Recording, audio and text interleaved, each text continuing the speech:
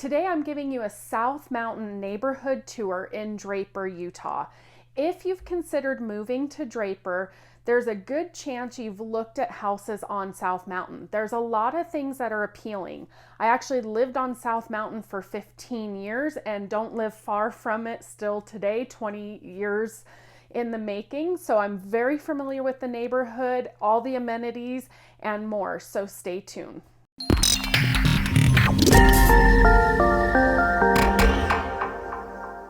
Okay, so it's a little bit too windy today. We have our big storm blowing in for the weekend, our first one for the winter. So I can't talk to you while I'm out and about, but I took some video footage that I'm gonna show throughout this video so you can get an idea of what the neighborhood looks like, what the houses look like.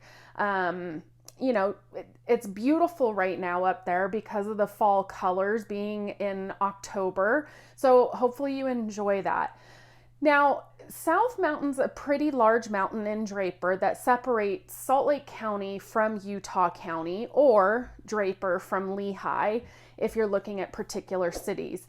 To make things simple, I am going to call South Mountain from Highland Drive up to Mike Weir Drive. I've already done videos on Suncrest, and yes, technically Suncrest is on South Mountain, but that's a whole other beast to talk about. The majority of houses on South Mountain were built in the mid-90s. I would say, you know, maybe 93, 95, up to about 2005. The majority. Now, there are some homes that are a little bit newer than that on South Mountain. So starting the furthest west on South Mountain, you have the paragliding park. And this is a great spot for valley views. It's nice to go up there in the evenings and take a look at all the city lights. You'll see that often. And most of the time, the paragliders and the hang gliders are out on this north side of South Mountain in the evenings. You'll often see them up flying. And there are houses that back right up to the paragliding park, you know, single family homes all in this area. And they're going to run you about $700,000 and up. Most of these houses by the paragliding park were built like late 90s and early 2000s. Now, one thing that is great about South Mountain is you have access to trails everywhere you go, whether you're mountain biking or hiking and just walking, you have everything. So South Mountain fits just about every budget that a buyer could be looking for in Draper, from townhouses to single family homes, all the way up to the famous Draper mansion with millions of dollars that everybody knows about. So generally speaking, you know, I've seen townhouses around 450, 500 recently on South Mountain, but you are kind of pushing more towards the $600,000 range for a townhouse on South Mountain. That's a pretty decent size, like 2,500 square feet. When you get to the single family homes, not the mansions or the big homes, you're talking, you know, right around $700,000 up to, like I said, millions of dollars on South Mountain for single family homes. We also have several gated communities on South Mountain. You have Draper Heights, that is just about 1.5 miles east of the paragliding park.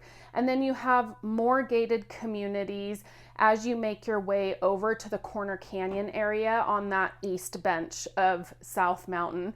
And also there are townhouses that are gated along the east bench of South Mountain as well.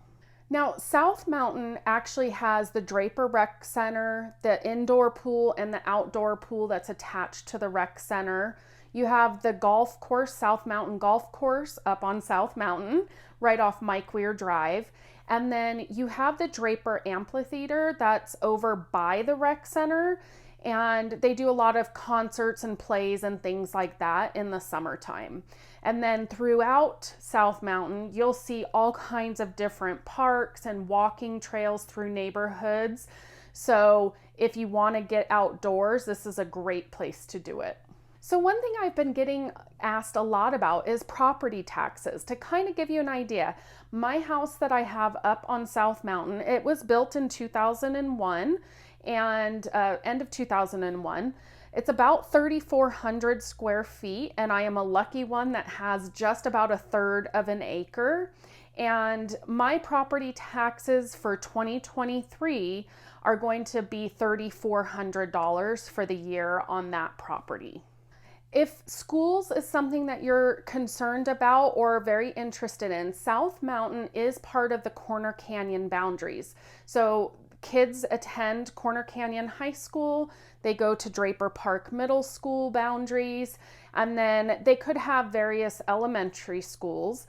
If you want charter schools, you're only a few miles away from some charter schools in Draper. If you're looking for private schools, there's a big private school campus that it would be about, depending on where you're at on South Mountain, you're probably about 5 miles from a private school institution that does pre-K through 12th grade.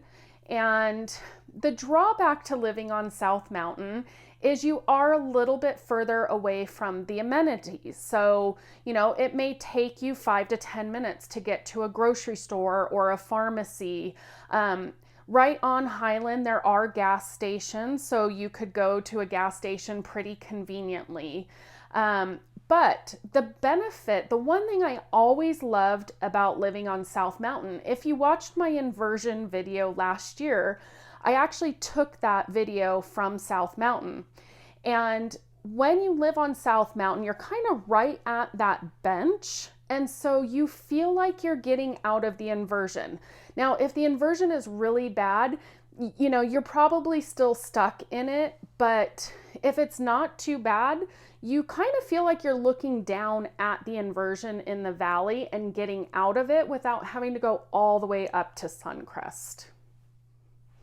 I hope you enjoyed my tour of South Mountain in Draper, Utah today. If you're considering making a move to Draper or South Mountain or anywhere in the greater Salt Lake City area, I'd love to connect with you. Shoot me a text, send me an email, do what you got to do, get in touch with me. But as always, make it a great day.